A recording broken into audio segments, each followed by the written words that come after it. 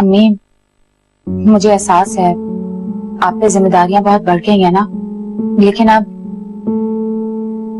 कहते कहते रुक क्यों गई? अब मैं सोच रही हूँ कि अदनान को अपने साथ ले जाऊं। तुम तो खुद सुरैया बेगम की गोद में बैठी हुई हो। अदनान को अपने पास ले जाने का मतलब है तुमने उसे दादी के हवाले कर दिया। अम्मी, अदनान और उसकी दादी का जो रिश्ता है उसके खिलाफ तो मैं कभी भी नहीं थी और ना अब हूँ। मैं जो जंग लड़ रही थी वो तो अदनान के हुकूक की थी। तो क्या अब हकूक से दस्तबरदार हो गई हो?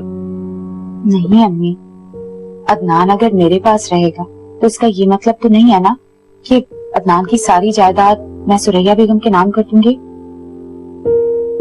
अदनान की दादी अपने पोते को गले तो लगा सकती है, लेकिन जायदाद के लिए सारी जिंदगी तड़पती रहेगी। तुम मुझसे तड़पाना चाहती हो? हाँ, सुकून मिलेगा मुझे।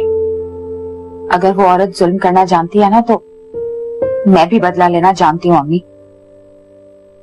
बेजा बहादुरी दिखाना कोई अक्लमंदी नहीं है। अम्मी प्लीज, आप सिर्फ मेरे लिए दुआ करें। अगर अदनान के लिए मैंने अपनी जिंदगी की सारी खुशियां कुर्बान कर दी हैं तो अब उसकी जिंदगी महफूज बनाने की जिम्मेदारी भी निभा लेने दें मुझे। जो तुम्हारी समझ में आता ना वही करो, मैं तो तुम्हें समझा नहीं सकती। प्लीज अम्मी।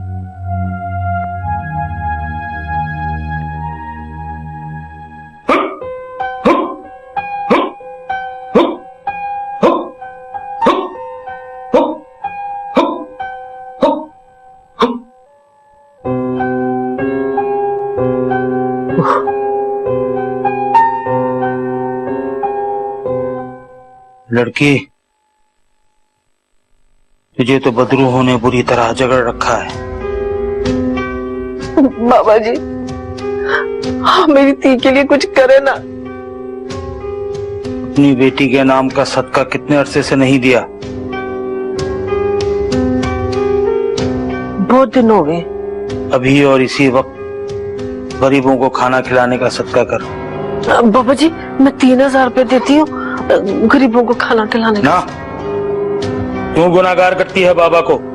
जा अपने हाथों से खाना खिला गरीबों को। मैं आप पे जाऊं? तुझे खुद जाना होगा। ठीक है, मैं भी जाके सदके का खाना खिला के आती हूँ। ये लड़की, तू कहाँ जा रही है? यहीं बैठ, मुझे अमल करना है अभी। हाँ चलो, तू बाबा जी के पास बैठ, मैं अभी गई तो अभी आई, घबरा ना। जो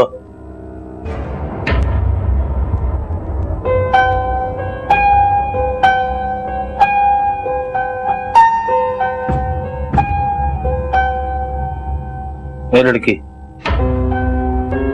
मेरे पास आ, मुझे अमल करना। डर मत।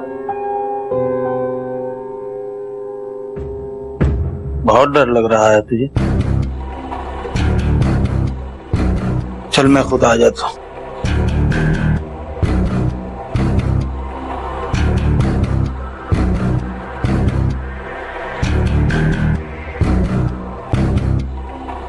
मेरा हाथ जोर से पकड़।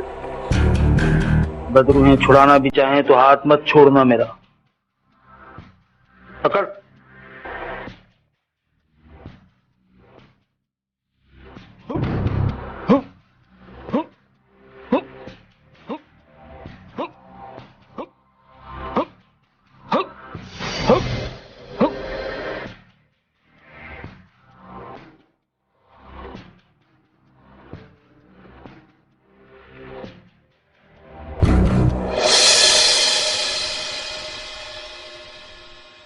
आप आज ऑफिस नहीं गए? मैं तुम्हारा इंतजार कर रहा था। बढ़िया, घर पे तो सब खैरियत है ना? अम्मी, अदनान, सब लोग ठीक हैं। मलिहा, मैंने तुमसे। जी, कुछ कह रहे थे आप? तुम कमरे में चलो, मैं आ रहा हूं।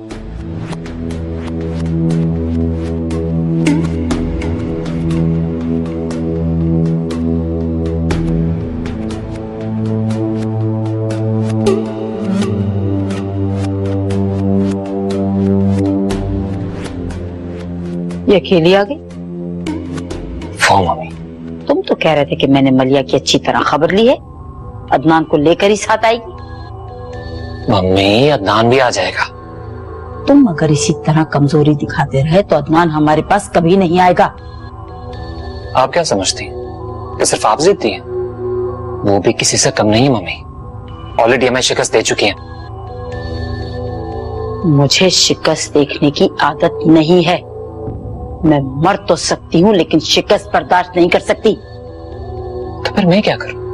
मलिया पर डंडे बरसाऊं? तुम्हारे बस की बात नहीं है शिराज। अयाज की तरह तुम भी बस बीवी के सामने भीगी बिल्ली ही बन सकते हो और बस। ठीक है, अगर आप यही चाहती हैं तो आज मैं ऐसा करके दिखाऊंगा कि उसके बाद हालात जो भी रुख इख्तियार करें उसके जिम्मेदार सिर्फ और सिर्फ आप होंगी। मुझ पे एहसान करने की तुम्हें कतई जरूरत नहीं है। और अगर तुम मुझे धोखे में रखकर मलिया के नाज नखरे उठाना चाहते हो तो तुम्हारी मर्जी। मम्मी, मैंने जो आपसे कहा बिल्कुल सच है। मैं मलिया के नाज नखरे नहीं उठा रहा। आज मैं आपके सामने उसे वापस भेज कर दिखाता हूं। तुम सिर्फ माँ के सामने शेर बन सकते हो, वरना अपने भाई की तरह तुम भी जोरू के गुलाम बन गए हो। मम्मी, आप अपने मरहूम बेटे के लिए ऐसे अल्फाज यूज कर रही हैं? मैं जो चाहे कह सकती हूँ। मैं क्या कह सकता हूँ? मैं औलाद से कुछ सुनने की आदी नहीं हूँ, लेकिन याद रखो अदनान के लिए तुमने जो मुझसे मलिया के लिए रियायत मांगी थी उसकी मुद्दत खत्म हो जाएगी अगर अदनान मेरे पास वापस ना आया तो। मुझे तो अब भी शक है शिराज कि तुम मेरे मफाद में नहीं मलिया के लिए काम कर रहे हो। मम्मी,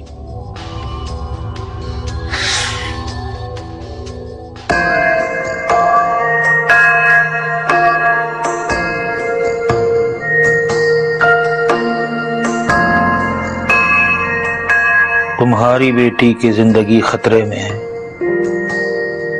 पापा जी, मेरी तो एक कोई दी है, ऐसा मत के।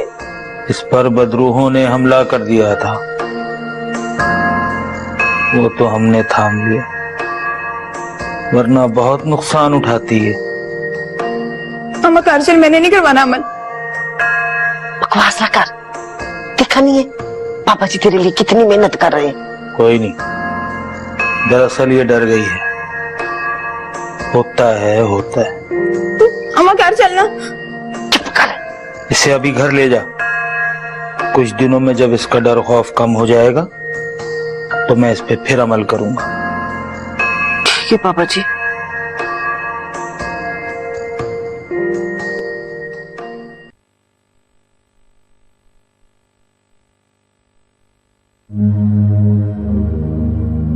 मलिया,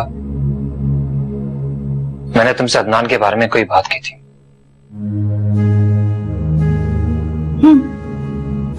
की थी, लेकिन इसमें नाराजगी वाली क्या बात है?